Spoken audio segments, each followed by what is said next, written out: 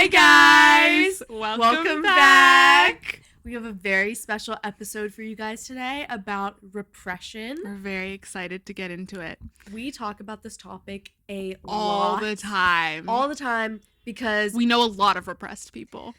It's everywhere. Guys, it's everywhere. It's a disease. It's so bad. And I feel like repression has such detrimental effects that you might not even realize. It's everywhere. I think people don't even realize when they themselves are repressed. Like, yeah. I'm sure there are so many things that I'm, like, personally repressing and I just have no idea. Yeah. Or even things that I, like, am aware of. And, like, I feel like throughout life, you're just constantly trying to, like, get rid of repressed parts of yourself.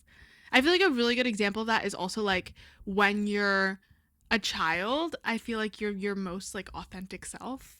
You know what I mean? Why are you laughing at me? She's, like, giving me the craziest grin, bro. She's like, that damn smirk. That damn smirk. I feel like, okay, this sounds very counterintuitive, but I feel like a lot of repressed people that I've met go to yoga or go to therapy, which sounds very counterintuitive. And maybe this is just because I'm a therapy hater because it's never worked for me. But I feel like people that have, like, specific ways that they channel or express themselves, and they're like, okay, whenever I go and talk to my therapist on Tuesday at 4 p.m., I'm going to finally express all of my feelings that I've been bottling up throughout the week. Like, this is my 1 hour, this is my sliver of time that I can express myself. Or, like, let me go to yoga once a week every Friday and, like, let out everything I've been repressing throughout. Like, I'm not saying that that's not healthy, but I do think that a lot of people tend to turn to these forms of, how do I put this? Like, certified, like, forms of, like, expression. Like, I'm blocking off this time specifically to express myself. And then that, because they are doing that, they think that it's okay for them to continue on being repressed in every other sense of their life. And I feel, yeah. And that's all I had to say. But well, yeah, I was what do you gonna think? say that I feel like the reason why that is because it's such, what's the word, like a regiment? Mm-hmm. Is that the right word? Yeah. Yeah, because it's like, okay, like at Tuesday at 4 p.m., I'm gonna do this. It's like nothing is ever spontaneous. Right. And I feel like in order to not be repressed, Mm-hmm. you kind of have to be okay with being spontaneous in the sense where it's like, if I'm feeling upset, like for me, like my, I guess, outlet, although I wouldn't even refer to it as an outlet because it's just something I enjoy. Like, it's not like, you know, like whenever I'm feeling sad, I have to do it. I love going to the gym, right? Mm-hmm. And so I guess, like, that's the thing that, like, releases my endorphins and, like, I, like, pour a lot of myself into it. But, fuck, I just lost my train of thought. Right. But I feel like what, like, in my head, I, like, went, like, 3 steps further because we're always on the same wavelength. Mm-hmm. I feel like what you're trying to say is, like, well, I don't know, but I lost it too.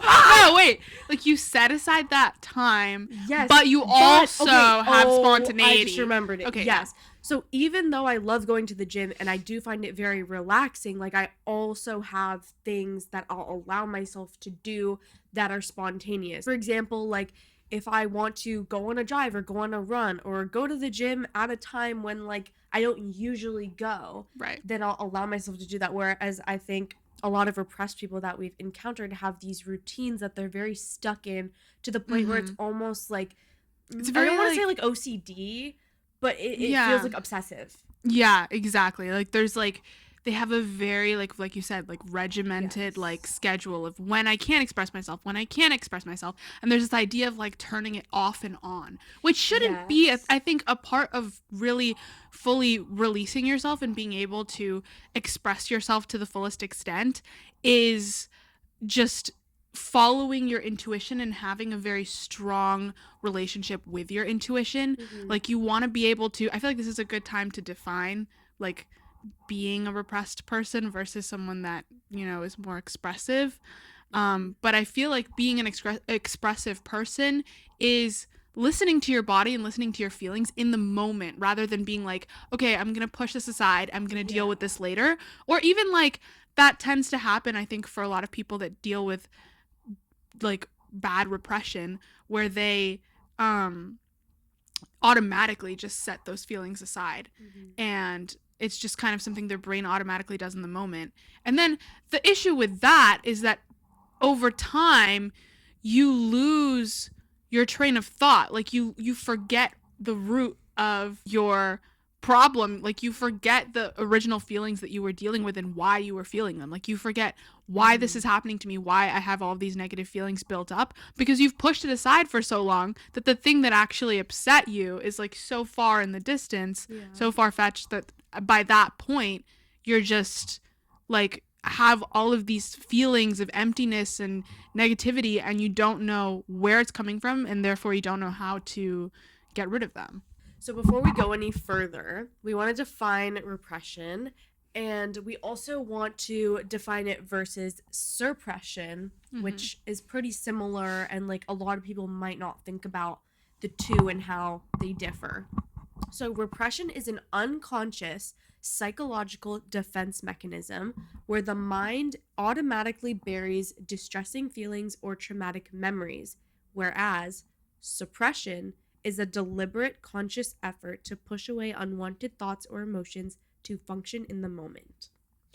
So Also, when we say like repressed people, just to be clear, I feel like we talk we about have our repression kind of so own much. definition. Like I feel like But it is our a spectrum. definition- Like I really do want to make it clear that it is a spectrum, and saying that someone's repressed obviously like isn't like that you can be repressed in some ways and not repressed in other ways. And I think that everyone is somewhere along that spectrum. Everyone is repressing something, whether it be very small something or a lot. Yeah.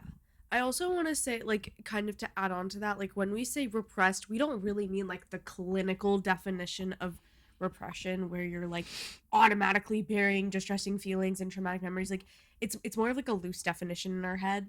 So, yeah. And we're going to talk continue. about different forms of repression and how they show up throughout your life or like in different people, because I think it can take on a very different form depending on, you know, who you are and where you're coming from. So we're going to get into some personal examples. Well, on the topic of kind of fitness or not even just fitness, just things that repressed people tend to do, like the time that they allocate, it made me think of this friend that we had who was very repressed in her life. And I'm saying was because we don't talk anymore as of last summer. So honestly, that was one of the reasons I think we ended our friendship too.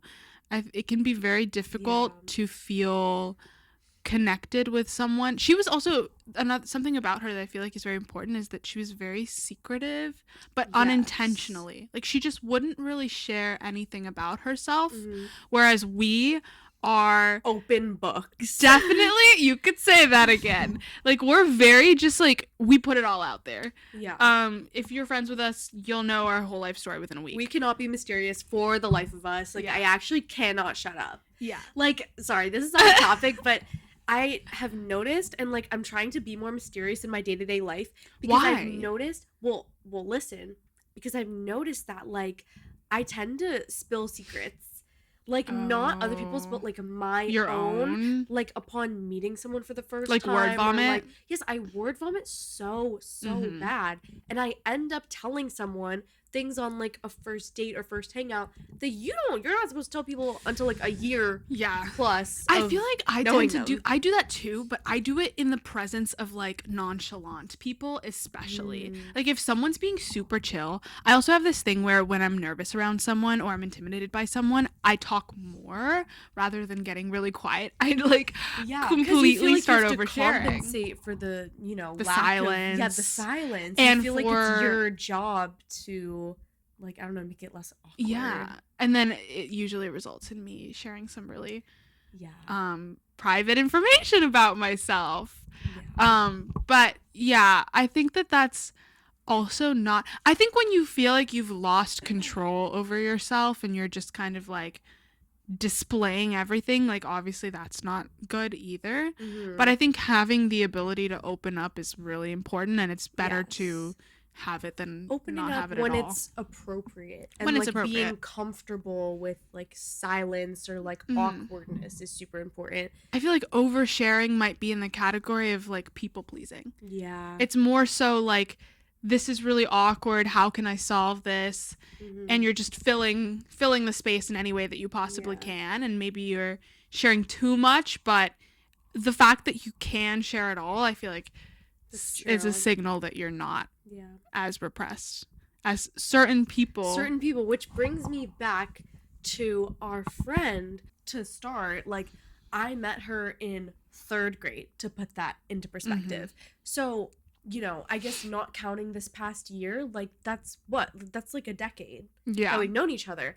And it never, like, occurred to me that she was insanely repressed until high school. And, like, we'll explain. So, like, our friendship, for me at least, was always kind of very surface level, but we had just been friends for so long that like it was one of those comfortable friendships where you kind of know that the other person is there and you're always just going to keep being friends, and like nothing's ever awkward. But then as I grew up, I noticed that like I didn't really know that much about her personal life, like deep things. Mm-hmm. And then Lucia can take over from here, but I realized that I think a lot of her repression started when her and Lucia were in this friend group. If you want to take Yeah. over. So yeah, I completely agree. Also, I think that having a friendship like this where we, as you can tell, we're both slightly oversharers, I would say.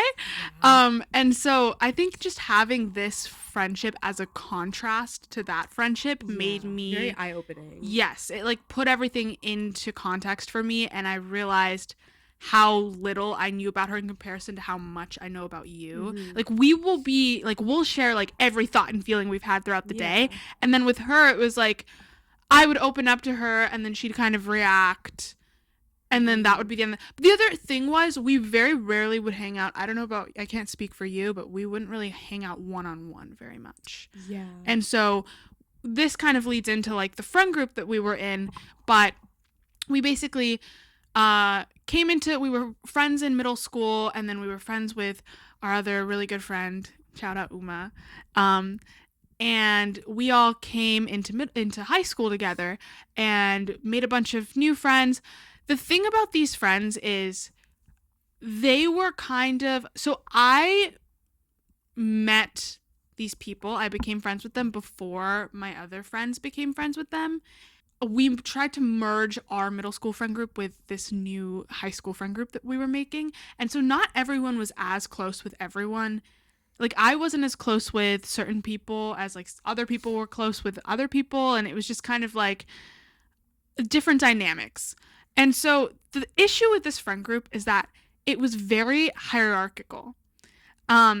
And there were, as most high school friend groups are, there was kind of like a leader, and then there was like other people that are kind of in this like middle tier, and then there were certain people that, to speak frankly, were just treated Bottom of like the absolute food shit. chain. Yes, but it genuinely felt like that. Like it felt like fucking like predator and prey. Like Mm-hmm. it was crazy the way that certain people were treated. Looking back, like makes me rethink a lot of my choices and a lot of the way that I acted back then, and kind of a lot of stuff that I overlooked. But I remember at the time just being in this mindset of like fight or flight, where I was like, how can I keep the place that I am in this friend group, or like move up in the food chain? Did you even realize that you were thinking like that? Was It it like at an the active thought time, process? I think somewhat yes. I think somewhat yes, but mostly it was just kind of like, oh, this is what socializing is like. Like in my mind, I was like, okay, this is what This high is the school is like. norm. Right. This is what every friend group is like. I just want to be, loved by my friends, and I want attention, Mm-hmm. and this is how to get it. And I feel like in high school, if you don't have a set group of people, like it really can feel like the end of the world. Like not to like you never want to be that kid that you see in the movies, like eating lunch on the bathroom floor all Right. by yourself. And so I feel like in high school especially, we both put up with a lot of shit in friendships that we shouldn't have, just for the sake of like Mm-hmm. having people. And especially as you get to like the end of high school, there's all these memories that people like talk about, like senior year, et cetera, and like you want people to make those memories with, so Mm-hmm. like you'll do anything to keep your friends. But Right. continue. And we're not condoning that, but I think that I think that's just for the way high it school, it's is. just a canon event. Like, Yeah. it's just going to happen. You're going to be surrounded by a lot of people that are very insecure, Mm-hmm. and you yourself are going to be very insecure.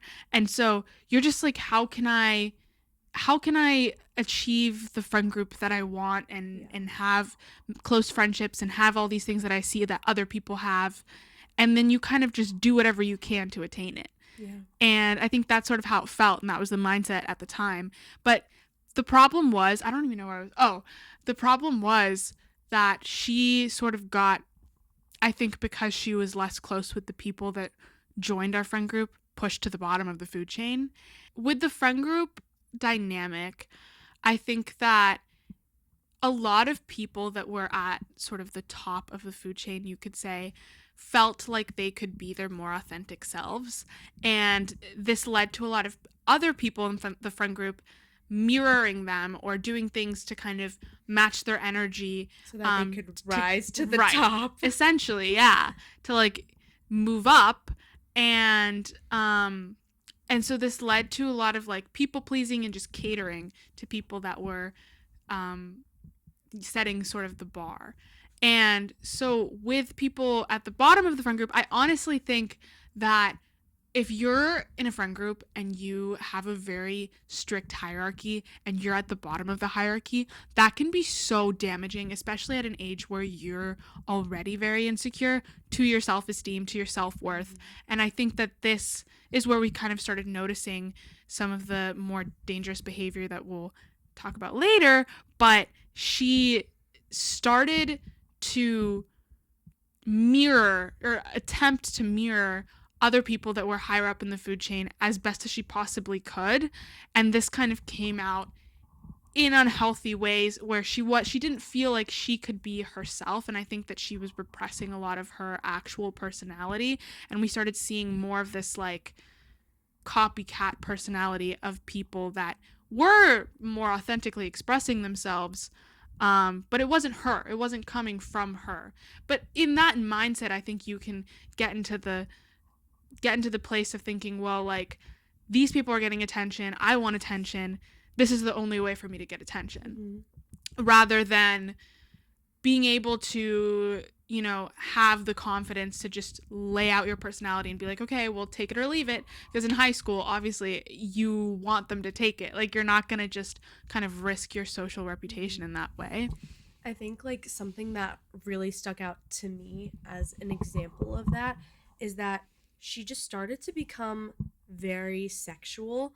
Like, I think a lot of people in your friend group were kind of like doing more sexual things or like starting to date people and, like making all these advances. Mm-hmm. And all of a sudden, like, this switch just like flipped in her, and it was almost like like a desperation to be doing those same things, like, the mirroring behavior that you talked about, because it wasn't authentic to herself. It almost came off as creepy. Mm-hmm. And I think we like started to notice this during all of high school. Basically, she identified as a lesbian, and so I don't think she was getting a lot of play. I don't know if I can say that. Yeah. But I don't think she was getting a lot of play. And I think she also saw my friend group. I had a very incestuous friend group. I will say that much. A lot of people dated other people in the friend group. And I think that she saw that. And like we kind of talked about, in this mirroring, trying to be someone that she wasn't mentality, she wanted to get with people in the friend group. And I think she kind of formed this idea that it was socially acceptable to like hook up with your friends. Yes. Or and make advances. In my mind, it's odd. But that was like normalized for your friend group, and she took it very, very seriously and like literally as like, okay, they're doing this, I need to be doing this, and I need to take it to extremes. Right. But the thing about her is another, I think, very big sign of repression too is when you are inebriated, certain things that you bottle up tend to come out. Mm-hmm. And the thing about things that you bottle up is because, like I said earlier, you've been bottling them up for so long, it's hard to identify where those feelings are coming from. And so they tend to manifest themselves in dangerous ways or in more radical ways Mm-hmm. than they could have been had you expressed them at the time that they had like arisen within you. And so we noticed a lot of the time when she would drink a little bit or whatever, she would, This like other side of her would come out. yeah, And it kind of got scary because it was such a polar opposite of how she was normally. Like, it would be, we would be having a completely normal time. She would get the tiniest bit inebriated, if you will. And then all of a sudden she's like all over us. right, In like a very sexual manner. right, Which made us uncomfortable because none of us reciprocated these feelings. And, this want to like do that kind of stuff with your friends. Because I've just never been really about that. Exactly. And so we started noticing that, and it was kind of making us all uncomfortable. And I think we were being pretty, like, straightforward about our feelings. Yeah. Like, we were showing pretty obvious signs one of of the discomfort. times I even had a boyfriend at the time. Which is also, it's very weird because we then formed this idea of her as being very gay. Yes. We had this image of her where she was like, and I remember also she went through like this mask phase. Oh my god. And yeah. She had the big chop, guys. Yeah. And this was like start of middle school, or no, start of high school. Okay, but this then is the thing. This is the thing that I want to talk about before like we get into anything further. The start of high school, I felt, was her most authentic self. She was very, very openly gay. She was dressing in cool ways, expressing herself how she wanted to. She just started rowing, like, and then, like, whatever. I don't think it's the friend group's fault. I think it's just, like, as you grow older, you start to be more self-conscious and et cetera, and you start to be very doubtful. And, like, that combined with the hierarchical friend group definitely isn't good. But by the end of high school, she was like fully like so far off the deep end. And I think you were like starting to... And so basically after high school, we had all basically been planning this. Actually, it started off with me and Ceylin planning this. In 6th grade. We made a plan to go on a Europe trip after we graduated. And every single year we'd be like, we're still going on that Europe trip, right? We're still going. Exactly. And then it finally came time. And we by had the time, a mini friend group, because this was after like your friend group ended and whatever. Right.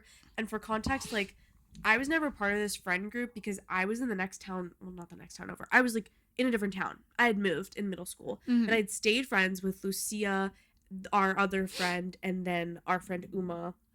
And we had this like mini little friend group.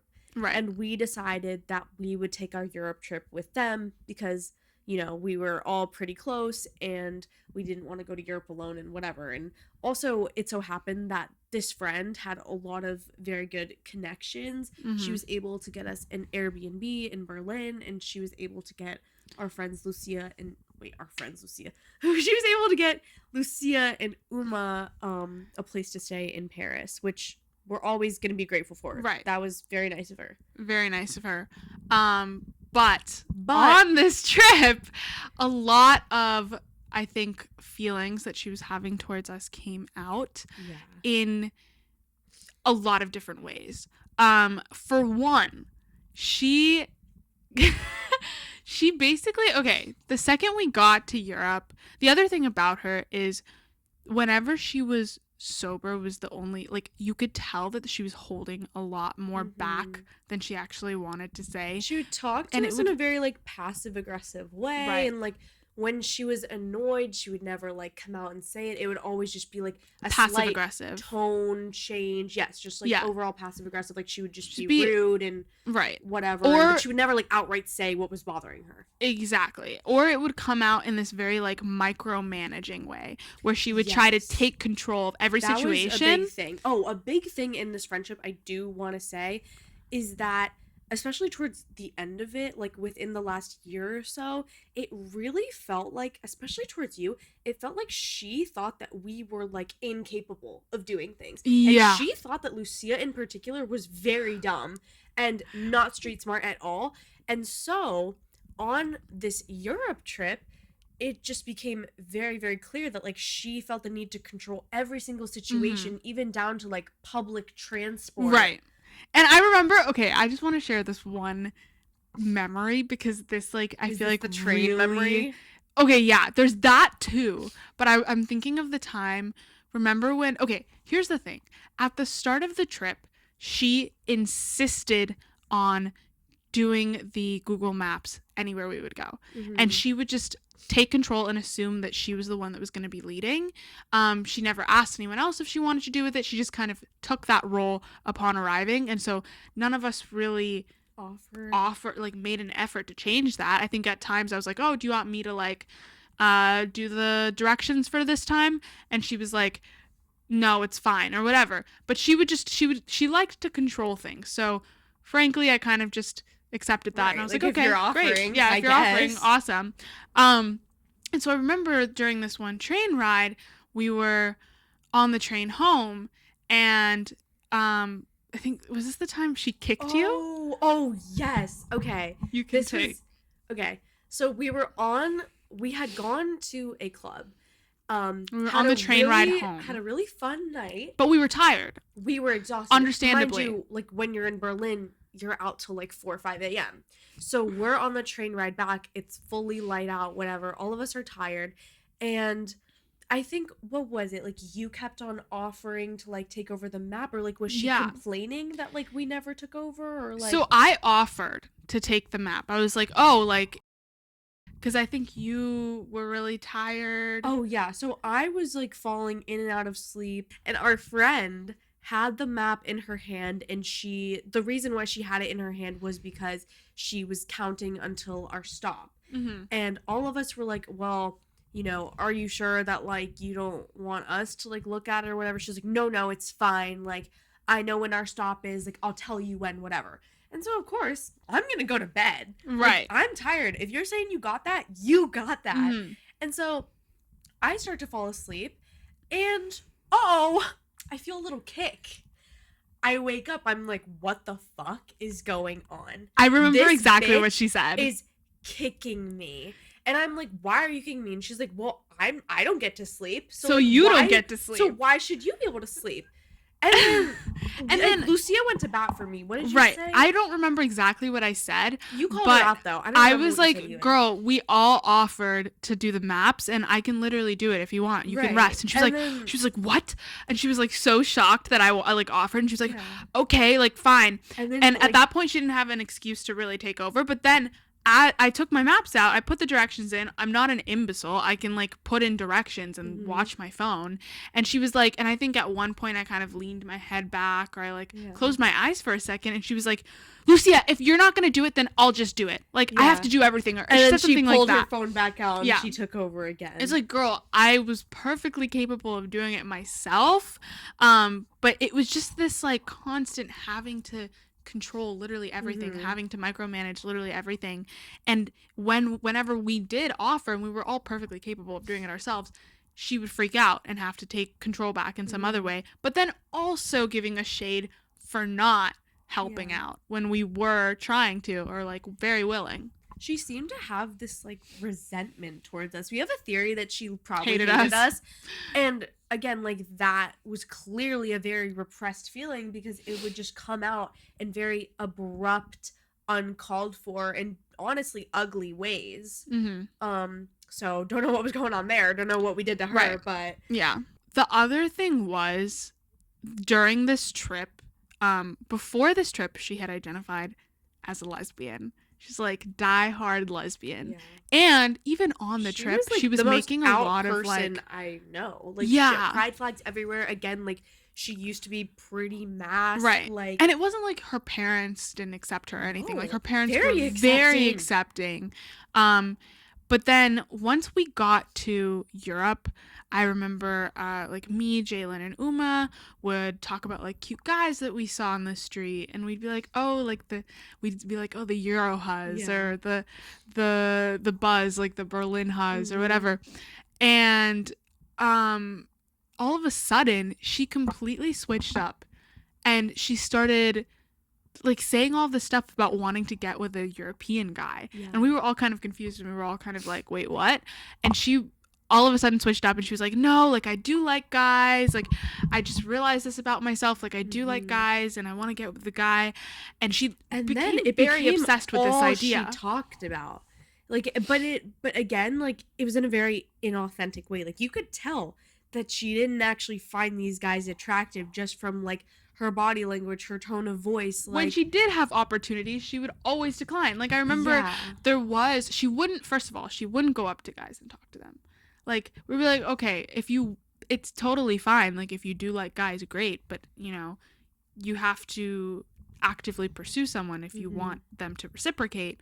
And she wouldn't go up to guys, which is like fine, whatever, I get. You can be nervous. But then when guys would come up to her, it's a totally different story. She would not reciprocate. Or she'd be like, there was always some excuse. Or she'd be like, oh, well, he's too old, and he'd be like 22 or something. Yeah. Or like, he's too short and he's 6'2". Exactly. and then we were like, okay. But then it was only weird because whenever a guy wasn't hitting on her, she was constantly talking about how she wanted a guy to hit on her. Yeah. So it was just like, what? Also, we were like, what about girls? Like, we're in Berlin. It's a very gay place. Like, why don't you try to find some girls? And all of a sudden, no, she just lost interest. No girls at all. She only wants a guy. Over the course of our Europe trip. So Jalen was with us for the first half of the Europe trip. We went to Berlin. And then afterwards, me, Uma, and our friend went to France.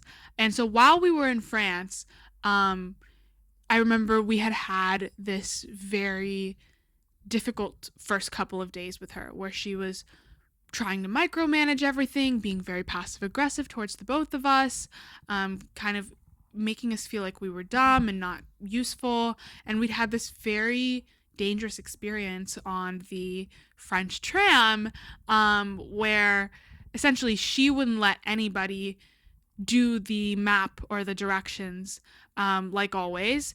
And we had offered, and she declined our offers. And we were on the train very late at night, and there was this big group of guys. It was basically just us, these two guys that looked normal, and this big group of like rowdy young men that were kind of looking at us weird and like raising their eyebrows at one of my friends and winking and like saying things in French. And so obviously all of these red flags were going off in our heads, but our friend seemed completely oblivious to this. She was kind of in her own world, and she had these maps in her hand. She was annoyed with both of us, so she wasn't really talking to us.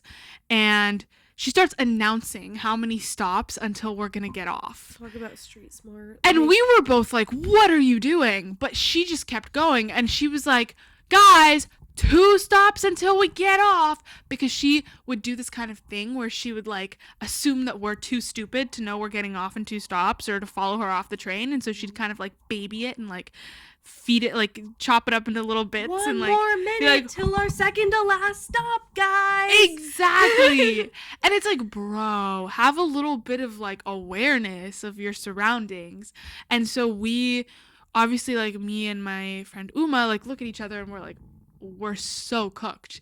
So as you can imagine, 2 stops occur, and we get off the tram, and the big group of rowdy guys comes off right behind us. What a coincidence. And so it's a completely empty train station. It's literally just us, the 2 normal guys, and this big group of rowdy men that have been saying things to us and looking at us weird the whole ride over, late at night. So we get off onto this empty train, and the 2 normal-looking guys kind of walk off very fast ahead of us. And we get off the train next, and then there's this group of guys. They're coming up to us. They start yelling out things at us, and they start kind of jogging up to approach us. And so immediately, I run to catch up with the two normal guys that were ahead of us, tapped them on the shoulder. I asked them if they spoke English. They spoke a little English. And I was like, these creepy guys are following us. Do you mind if we walk with you for a little bit? And they were like, yeah, of course. They were very nice, thank God. And we were able to walk with them until we lost the big group of guys behind us and then go on our way. But we were put in a very dangerous situation because she had been very passive aggressive, wouldn't let anyone else help with anything, assumed the worst in us, assumed that we weren't street smart and that we were too stupid to do the directions. She put us in a very dangerous position. Basically, moral of the story, she would repress a lot of, we never really felt like we knew who she was. And that I feel like is like a key thing about repression is you don't allow yourself to let out your real personality. Yeah. And the people around you have difficulty getting close to you because you're bottling up so many things. There's always a part of you that's closed off, and after a while people can sense that. Right. You know, people like, can sense that you're not be something that's a little bit off. And for her, like, as I think her resentment towards us, like whatever she had against us grew bigger and bigger within her, like it really became apparent that like something was seriously wrong, and we just all cut her off from there because it just became apparent that we could not be friends with her anymore, that she was too far gone, and we just never were going to truly connect with her. Yeah. As much as we tried, there wasn't that reciprocation.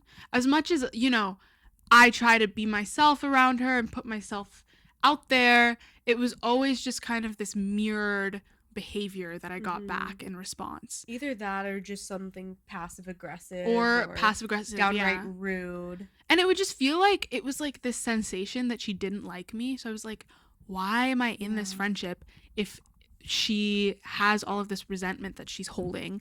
And I think a lot of it was like sensing that resentment, which would just come out in these kind of rude or weird or off-putting ways. Repression can be a cultural thing. It can be a genetic kind of familial dynamic, right, that's instilled. And I think it's very hard to see outside of that if that's all you've ever known. At the end of the day, I mean, for most people, the most amount of time we spend with people, especially when we're younger, like, is our family.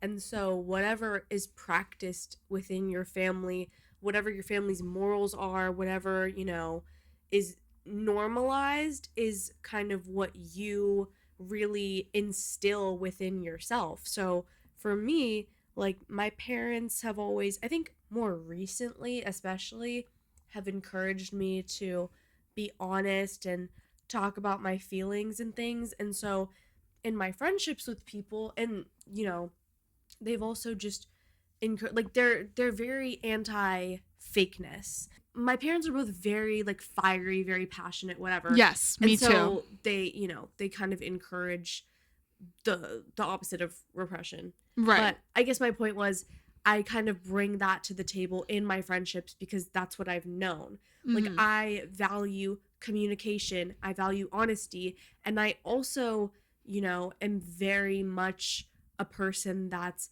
if my friendship with you is not serving me anymore, number one, I cannot hide it. But number two, like, I will just cut you off. Like, it will be done. I think that's a really healthy habit, but I also think, like, it's really difficult to have that, like, to develop that later in life. Like, I think for someone that is more repressed, seeing outside of that and being able to like switch that mindset is really difficult.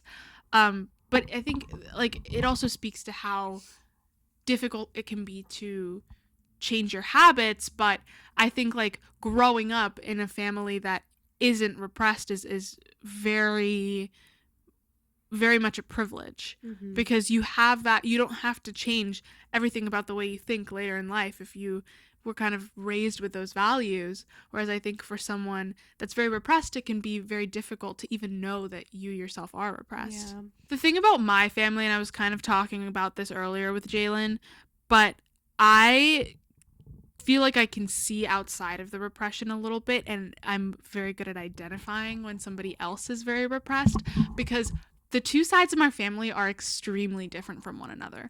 My mom is a Peruvian immigrant. She came here in her mid-20s. She was a very fully formed adult when she came to the US, whereas my dad was born and raised in the US.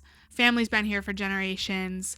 And so he his family, his side of the family definitely has a very different mindset than the other side of the family, and that became very apparent to me very early on.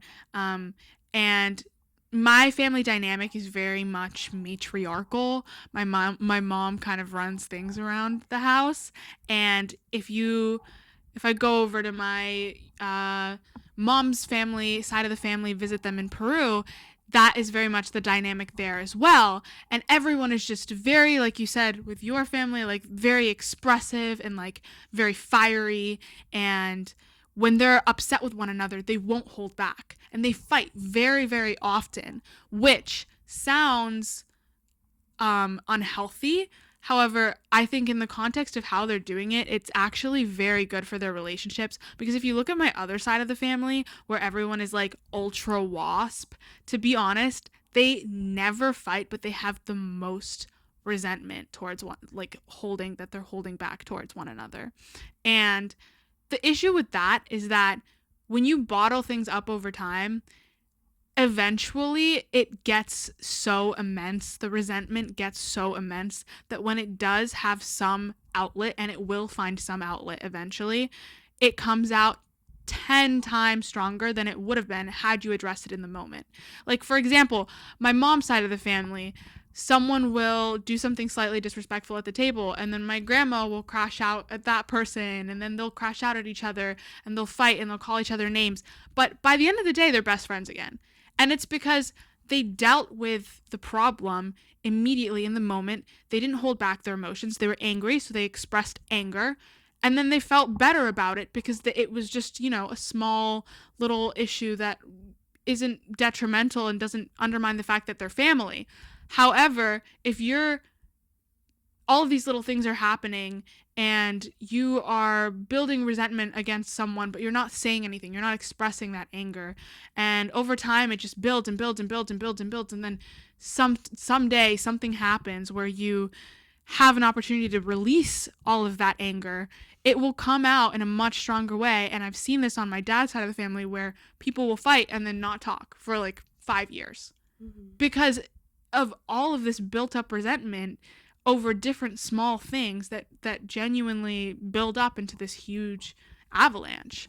And so, yeah, that's what I've noticed. But I think it also can be a very cultural thing, like coming from being a person that is of mixed race, of mixed ethnicity, and seeing both sides of that. I think a lot of like Latin, not to stereotype, but a lot of like Latino family dynamics tend to have this like fieriness and this very expressiveness. And the Latino mom, there's like the classic like Latina mom that's like very crazy and gets very angry about like small things and that sort of thing. But genuinely, I find that the relationships on my mom's side of the family tend to be so much closer and filled with so much more passion and love because they're able to work through all of these things and really, have a clean slate with one another. You can't have a clean slate if you're not expressing yourself in the moment. I agree. And that's why I also don't trust when couples are like, oh, but we've never fought. Yeah. You need to fight. Guys, even Lucia and I fought. We fought in 6th grade over slime. Oh, yeah. I feel like we don't fight, but it's only because we're so similar. Right. And like I just feel like we don't really do things that irk the other. And if we do, it's so small and we just communicate through it, and we're like, oh, okay, like I understand where you're coming from, or like thanks for telling me, or like, we go back and forth. We've definitely had small arguments, and I feel like whenever that does come up, because we're able to the bud, and it's done. Exactly. It's not weird. Get it over with. Whereas I think going back to our friend, part of the reason why it was so weird with her, and it was just borderline very awkward at the end to even hang out with her one-on-one, is because there were so many things unsaid, and so it just was not a very authentic relationship. Exactly. But anyways, going back to the whole parent conversation, like I completely agree. I honestly think that my mom's side of the family is Middle Eastern, so I think it's very very similar, where at least in my family, like we were raised to be super open, and I will say my dad's side of the family is a lot more isolated. Mm. And when things do come out, like it's usually the classic Thanksgiving argument, Mm-hmm. and it's very nasty. Like I think Right. the difference is like, with more cultural families, like the arguments are more frequent, which on the outside seems worse. Right. But I think that honestly, like with more American or like whiter families, yes, the arguments are less frequent, but they are nasty. Mm-hmm. And, it's more detrimental to the Right. dynamic. And that's because there's just so much that they're holding back. Mm-hmm. Like, if you're holding back all of these negative feelings about Right. someone, Of course, it's going to be nastier because Right. everything is coming out like a word vomit. And, Exactly. things from years ago, feelings from months and months ago are being brought up to the surface. And so it seems way bigger than it is from the outside because you're like, whoa, like Right.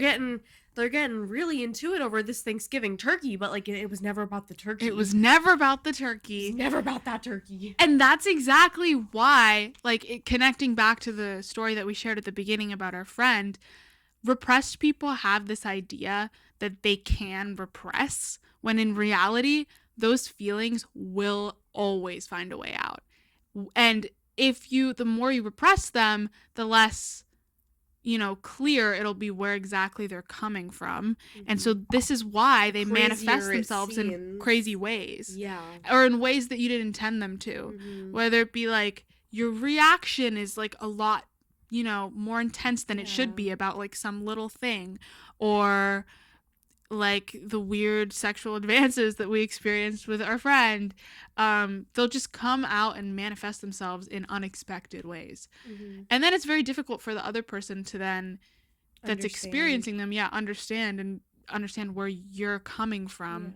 Because it's like, I don't understand why you're reacting in this way, or why you did this thing, or whatever. You gotta let it all out. Right. And this is why every single time we have had an issue, we address it in the moment, and it's never a big deal because the thing itself is always so small. To the point where I literally can't even remember. I can't even remember. The only thing I remember is our slime argument in middle school. Right, exactly. And that's not to say that we don't fight. Again, like, it's just to say that when there is an issue, it's addressed immediately, and it's so small. Insignificant because our friendship is like very we value it more. Yeah, and very communicative. Exactly. So communicate, guys. Yeah. Don't repress things. They will, just remember, like, you will never get over that thing until you talk about it. Never get over it. Like, it will build up. It will find its way out. As much as you try to push it down, as much as you try to deny it. in inebriated situations, as we've talked about. It comes out. And I think it's, like, as small as even, like, drunk texting your ex, Like, if right, you want to, like, say something to your ex, just say it. Right, exactly. Like, you don't need to wait until you're inebriated to stop suppressing or repressing or whatever. Yeah. And, text them. I think there's also this idea that you can then blame it on being inebriated. And, like, you have an excuse for saying something that you wouldn't normally say. Like, the whole idea of liquid courage. Right. But the thing about being inebriated is that you're not a different person. You're still the same person you were when you were sober, and you have the same wants, and you have the same desires, and it doesn't change the fact that desire is coming from you. It just changes the fact that you have the confidence to act on it. Drunk words are sober thoughts, people. Exactly. And so there's nothing you can really blame it on. Like, you still had that thought. You still miss your ex, whatever it may be. And so you have to remember, like, it doesn't make a difference, and you might as well just say it when you're clear-headed and really, like, say it with your chest. If be anything, a man. to me, it's, like, a bit more embarrassing when you do it drunk. I feel like if someone texted me, like, drunkenly confessing their love, I'm not like, oh, like they're drunk, you know, like drunk words, sober thoughts. I'm like, why didn't you tell me this like when you were right in the head, you know? Exactly. It's just like kind of a cop out because then Mhm. they'll be like, oh, I was drunk. Like, never mind. But Right. no, you still said it, what you said. You still have Exactly. those thoughts clearly. It doesn't take away from your feelings. It just takes away from my idea of you. Exactly. You lose worth, or not worth, what's the word? You lose Like aura. yeah, like, you lose aura. You lose aura. You do lose aura. You do. Because, like, I respect you so much more if you're able to just look me in the eyes and tell me when you're clear-headed, if you have something to tell me. Exactly. If you, like, have an issue with me, say it to my face and say it in the moment, and don't talk behind my back. People just want to cop out because if it goes wrong, then they can be like, oh, but I was drunk. Exactly. So don't cop out, guys, Yeah. because it will come out, and it's probably going to be way worse. Exactly. I think that's what we're trying to get at. If you repress, it's going to come out in ways you probably don't want it to come out. And it's going to be also, so much more embarrassing, too. Yeah, that's what I was going to say. It's embarrassing. Yeah. Because it comes out in very, like, emotional. Irrational. Yeah. It comes out in irrational ways, yeah. Yeah. It just makes you look dumb. Exactly. And it's harder for the other person to understand where you're coming from. Exactly. And put themselves in your perspective. People don't understand how easy it is to just nip something in the bud. And this is one thing that Lucia and I like often encounter, and we get so frustrated because so many of our friendship issues, relationship issues, like a lot of these issues where people have like done us wrong stem from the fact that they haven't told us what they were feeling until like it became so apparent, or like until they just did something very dramatic and like acted on it in a crazy way. Because even if you don't act on it or it doesn't manifest itself in some other way, like the other person will pick up on it. Yeah. Because it will be manifesting maybe passively and you may be unaware of it. And then eventually it's like, okay, I know something's wrong between me and this person, but they haven't really outwardly said anything. Just creates a weird and vibe. I haven't said anything. And and then it's just weird. And it does change things. So if it's going to have an effect, it might as well have the effect you want it to. And like you might as well take control of what that effect is. Rather than letting it just come out in some unexpected way. Me and Ceylin have compiled a little list of how you can stop being repressed. If Stop any being of these, repressed today, and we're your sponsors. Yes. If any of these stories or descriptions have resonated with things that you do or ways that you feel, and you feel like you might have some repression that you want to work through, we have a little list and some advice for you. Okay, first off, engage in curiosity and empathy with yourself. I think the biggest enemy of repression is self-awareness. Yeah. A lot of our talks lead back to self-awareness, but guys, like, it is the pillar of everything. Like, you need to think about yourself. You need to recognize your patterns, or and your behaviors. Otherwise, you're not going to be a fully functioning human being. Like, it's as simple as that. Exactly. So sorry if we sound repetitive, but it really is the most important thing. And a lot of people are not practicing self-awareness. You may think you are, but your actions say otherwise. I think a sign that you're not someone that's self-aware, or you're someone that might be repressing something, is, and I've definitely gone through phases of my life where I've felt like this, which is why I can speak on this. But having that feeling of like emptiness and not knowing where it's coming from, and just like this, like there's nothing actively presently going on in my life that's wrong, but I just wake up maybe that's just depression. I don't know. No, but I think there's depression, and there's also just something that is workable and something that you can work through, and that's like maybe coming from repressed feelings, and you may want to explore that and try to figure out if that's where that feeling is coming from. Because for me, in my situation, I think when I was having those feelings, it was very much coming from a place of repression, and just having that feeling of like, there's nothing actively wrong going on, but I feel wrong. I feel empty or whatever. These overwhelming feelings and not knowing their root. And the only way to know the root is to work towards being a more self-aware person. When something arises, try to understand where it's coming from. When you do something that's out of character, like pick up on it Mm-hmm. and try to see why you did that thing, or try to understand why you did that thing. Journal, talk to your friends. Mm-hmm. Like there's so many ways I feel like to find like the root causes of why you are the way you are. Yeah. And I think that a big one for me, like the kind of second point in my mind, is just being more communicative, in the sense where I would notice that sometimes I would act in ways that I wasn't proud of, or, say things that I didn't mean, or just be, I guess, like rude out of a place of, insecurity or whatever it may be. But instead of talking to the people that I hurt, or, like being communicative about my feelings, I would feel guilty about it, but not, I guess, express my remorse to Mm-hmm. people. And so it would lead to more repression. Does that make sense? Yeah. So, like, for example, like with my friends, like, wait, never mind. I just lost my train of thought. Well, yeah.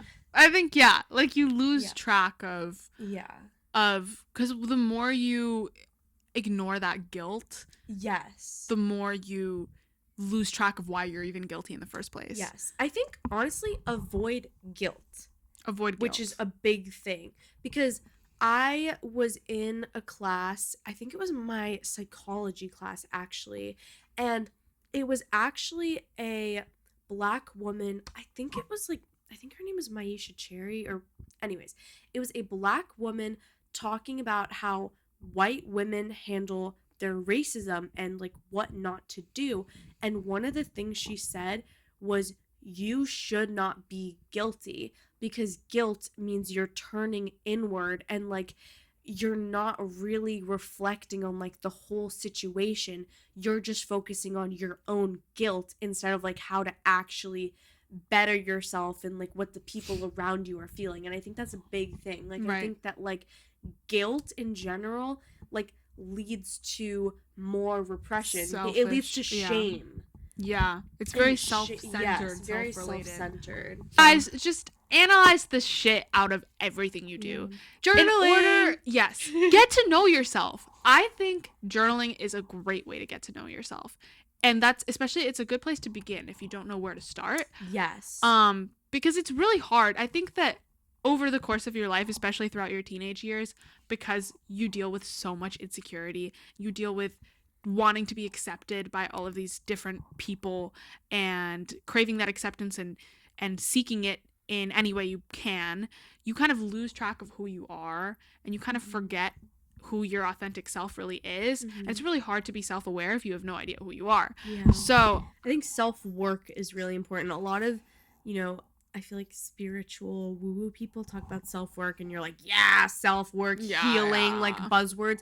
Right. But it's true. Like, it's true. You don't need to fucking do like a ayahuasca retreat or whatever to heal. It can be as simple. You don't need to buy one of those TikTok shop journals with like the prompts. To, like, get with the incest and the sage and the incest. The incense. The incense. Point is, you can just open up a journal and write down how you're feeling right now. You don't even need to wait for a fuck up. You don't need to wait for something dramatic to happen in your life. Have I shared my journaling advice yet? If you're a newcomer and you want to get into journaling and self-work, this is my advice, and I tell this to everyone because it's literally the most clutch, life-changing piece of advice my life was ever. Changed. Yes. I'm literally patient zero. Yes. And I also dealt with this, but like going kind of like in and out with keeping a diary, not being able to consistently keep a diary. If this is you, here's my advice. And this really got me into journaling. I journal almost every night now. I've actually kind of fell off recently, but we don't need to talk about that. But this will get you into journaling. instead of trying to make it like a record The of Dear Diary effect. right, dear diary, I did this and this and this and this today. Stop trying to write your autobiography. Just get your feelings out. The main purpose of journaling is not to record who you were. Realistically, are you going to look back at your journal, or are you going to use your journal as a way to release and like understand yourself? If that's what you're trying to get out of journaling, then the best way to journal is to literally just bullet note, bullet note, bullet note, jot down what you're feeling. It doesn't have to be grammatically correct. It doesn't have to be full sentences. It doesn't even have to make sense to The anyone fonts but could you. even be different. There's been times where I just scribble people's names and they take up a whole page. Literally, and then it's the like next you're page, like ripping through the paper. fuck you! And then the next one is like, anyways. Yeah, for and it's like in today. perfect little neat handwriting, Yeah. like super aesthetic. Yeah. But yeah, just do whatever you want to get out a feeling. Honestly, it's also a clutch way to like kind of encrypt your journal so no one can understand what Yeah. you're saying. Because if you're like writing absolute nonsense that only makes sense to you, no one's gonna know who you're Right. talking about, what Sometimes you're talking about. I don't even really mention names anymore in my journal. I'm just like, she blah blah blah. Yeah. He blah blah blah. Because it's what I'm feeling. Like Yeah. when you think about people, you're not usually like, this person's name is blah blah blah blah blah. You Yeah. know? It's I more, like, met them in incoherent. 7th grade and this Yeah. and this and this. Like, Yeah. you don't need all those details because you're not thinking about the details when you're experiencing an emotion. Yeah. And like the other thing with journaling is you tend to be able to write a lot slower than you think. And Mhm. so another great thing about this hack is if you just jot down words, you know, they don't even have to be sentences, you're 9 times out of 10 going to have a lot more success getting things out at the same pace that you're thinking them, and you're not going to feel like you're like trying to catch up with your own thoughts, and you're just able to kind of get it out in the moment, Yeah. which is the The key. point is, get it out as soon as it's happened. No repression here. Mm-hmm. Just boom, boom, boom. If you can't say it, write it. I agree. And that's a perfect place to start too. And I think it Mhm. can lead to being a lot more communicative with Yeah. others in your life as well. I think the first step is admitting those feelings to yourself. Even when it comes to healing from something specific, like healing from a past relationship or whatever, you could be at one place in your healing journey, so you think, and then you journal and you realize you're not remotely where you thought you were. So it just provides a lot of clarity as to, you know, where you actually are with your mental state. Yeah. I think there are also, so many times when I unconsciously repress things Yeah. and I'm like, I'm totally fine. I picked up my journal the other day for the first time in like weeks, and I started writing, and I was like, I'm not even like upset about anything. But a lot of stuff actually did come up. Yeah. And I was like, wait. And it just makes you aware of those things. And so when you're aware of something, you can do things about it. If you're just pushing things away and kind of like not really actively thinking about them and identifying them, you can't actually move forwards and you can't do anything. So I think, just like finding a way to make yourself aware of how you feel so that you can make others aware of how you feel. On that note, I think that's a good time to end. I hope you guys enjoyed our episode. We'll see you next week. Bye.